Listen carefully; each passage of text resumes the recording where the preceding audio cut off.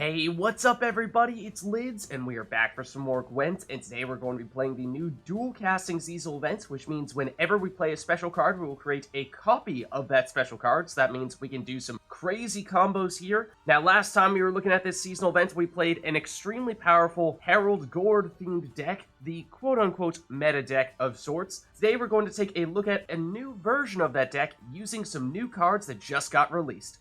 Let's take a look. Alright, so I'm going to start you off with the previous deck to show you how we used to play for this seasonal event, and then show you the adjustments we've made for this go-round. In both cases, we'll be playing Nature's Gift Scoia'tael, so we're going to be using a lot of Symbiosis cards, and create a bunch of Wandering Treants whenever we play a nature card. Because every nature card gets doubled, we're going to get a lot of those, so it's going to be really strong.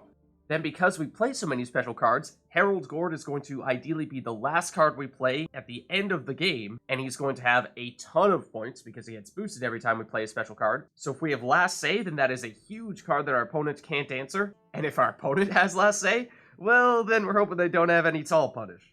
So there are some new cards that just came out that we're going to want to try to use in this deck. And there are also some provision cost changes that happened to some of the cards that we used in this previous deck. So those are the reasons why we're going to change over to the new deck and see if it's better.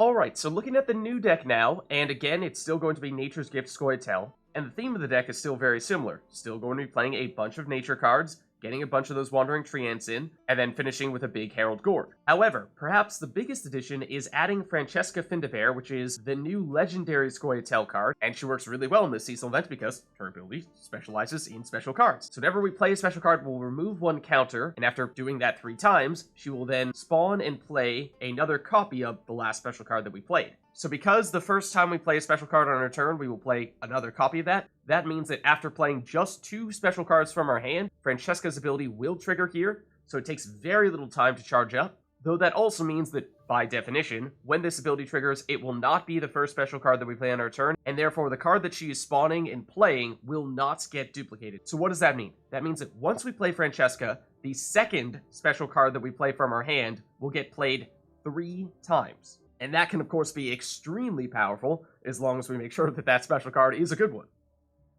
And so the 2 targets for it, I think, are likely either Korathi Heatwave, especially if we can do this at or near the end of the game and banish our opponent's 3 best cards, or Shaping Nature to just give us a ton of boosts on our side. Other than that, we have the Sorceress of Dol Blathanna, which is another new card, which creates and plays a bronze special card with the provision cost equal to or lower than this card's power. So it starts with 4 base power, which means that there are some simple nature cards that we can play even without boosting this card, namely something like Dryad's Caress. However, if we can boost this card by at least 1, then suddenly we are able to play Nature's Rebuke, which is very powerful for a bronze card, or Circle of Life, which is probably not as desirable, but still not bad. So those are the combos we're looking for with the Sorceress of Dol Blathanna, and remember, this is only a bronze special card that you can play, so don't boost this card like crazy, planning on playing a second round of Nature's Rebuke or something like that. Not gonna work. And the next new card that we have is the Whisper of Dol Blathanna, and whenever we play a special card, we will spawn a base copy of her into the same row and remove this counter. So apparently some people have been comparing this card to Ethereal, that 4-strength neutral card that creates a copy of itself by transforming the units next to it every turn. However, at only 5 provisions, and with an easy way to set it up in this seasonal event, this is definitely a good time to try it out. So I'll flip through the deck here really quick just to show you what other cards we have, and of course I'll leave the deck list and deck link in the description as always, so if you want to play this, you got everything you need right there. Other than Gord as our key finisher, we also have the Hamadryad, which is probably our strongest round 1 card. This is going to be our key symbiosis engine that we're building around. And then, of course, the other symbiosis bronzes as well. And then, like I said, Harald Gord will be our finisher in round 3. And so, the Sorceress and Whisper of Dol Blathanna may be alternatives in round 1 if we don't find ourselves with Hamadryads. Or if we do find ourselves getting pushed in round 2, maybe that's when we use these. And then Elven Scribe is worth noting how this got a significant rework with this patch. Used to be that it would get boosted every time you play a special card, however now what it does is after you play 3 special cards it gets boosted by 6. So basically it's just a way of limiting the ceiling of this card. So a nerf for sure, but it did get reduced down from 6 to 4 provisions, so still a decent addition. So there's a look at the deck, and like I said, it is a modification on what was previously the quote-unquote meta deck for this dual casting seasonal event. Will it be better than the old deck? Well, there's only one way to find out. Okay, so going in Scoia'Tael here. And we'll go first. Okay, and let's get rid of the abandoned girl. Johnny can work.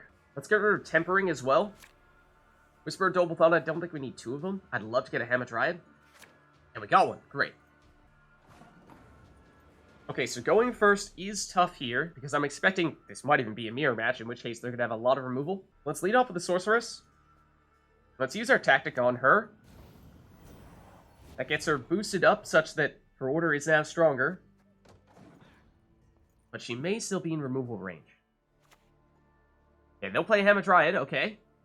Does look familiar.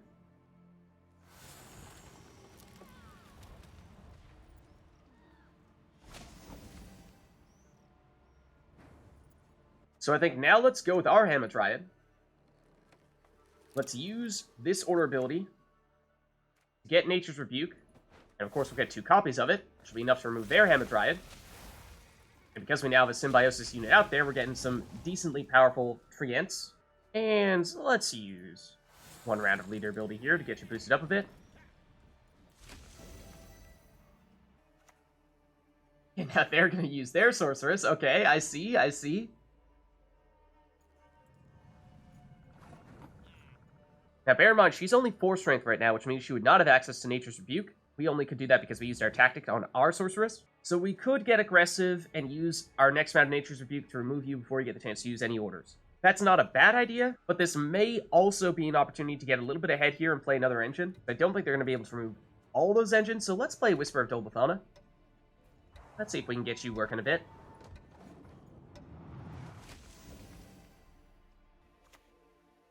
If that's what they'll play as well.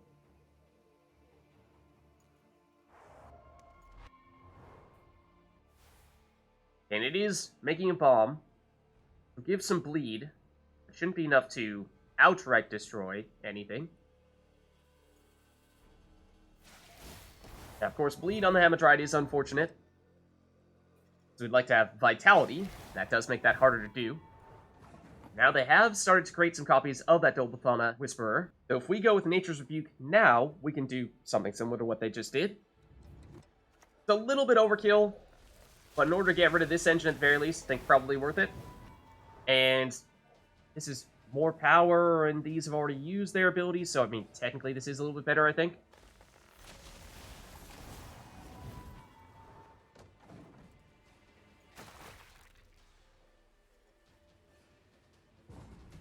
And they'll pass early. So let's take the round 1 win here.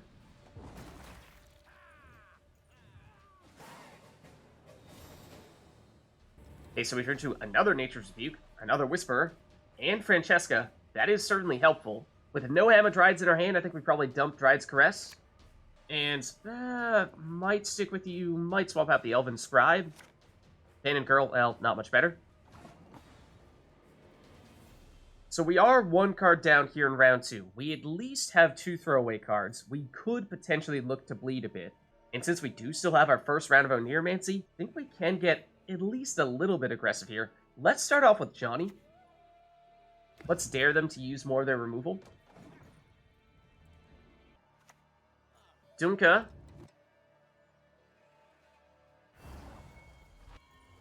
And they are not going with the damage. So that means they are getting some hand boosting, which does help them the longer this round goes on. She is within removal range from Nature's Rebuke, however, we'd only get to use the first round of Nature's Rebuke. So I think we play Whisper of Dol Blathanna here. At worst, it's a throwaway card. At best, it can be set up for pushing a little bit further in round 2 for some bleed. Yeah, they will remove it. It's more hand boosting.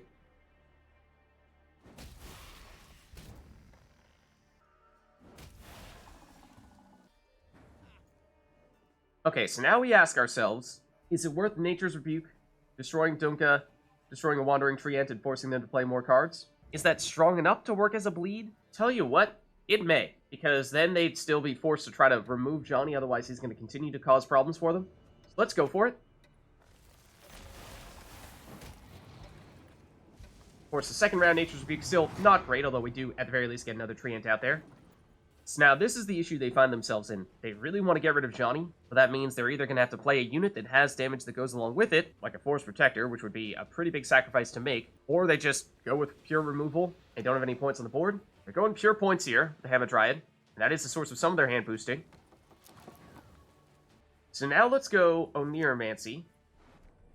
And let's go Oneiromancy into Shaping Nature. It means we'll only get one copy of Shaping Nature, but at least we know we get the echoed copy for round 3.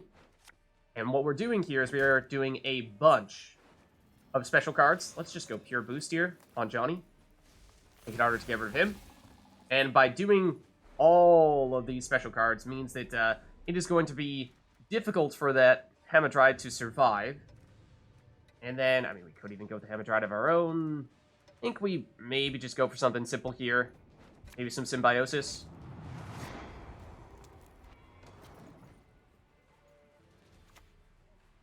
Okay, now they're gonna lock Johnny. Okay, well played.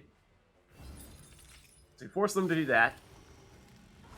Would have loved if we had enough damage to actually remove that Hamadryad, but this may be where we pass now, because we have at least forced them to go on even cards here for round 3, if not down a card. Though Force Protector is capable of destroying both of their units here, that is committing a big card, but that might be worth it. And then if we save Francesca for round 3, we can use her to get us numerous copies of either Oneiromancy or Nature's Rebuke.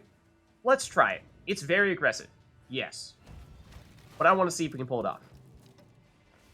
Look at all the copies of Nature's Rebuke we have in our graveyard as well.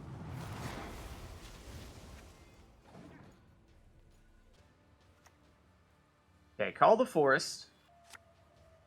They used to get Gezras. Really? Didn't expect him. And you don't have many units out there. And then Force Protector. So here come out all the big units. You're only going to get one round of this nature card. It is not the first special card on your turn.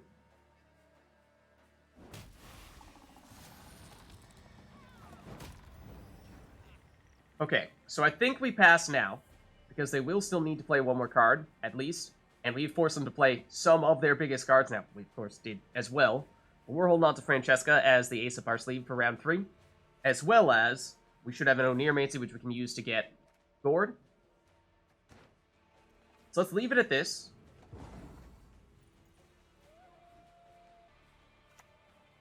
Okay, Dryad's Caress, I'm not even sure if that's going to be enough. I mean, Gezras is big, but usually you need a lot of units to make that work.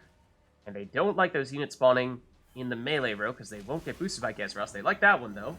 Yeah, it will just barely be enough. No, they're going to tie, unless they play another card here. So they do need to play another card. So we win. The bleed, successful. So there's a look at the Scoia'Tael meta deck for the dual casting seasonal event using new cards that just came out in this expansion.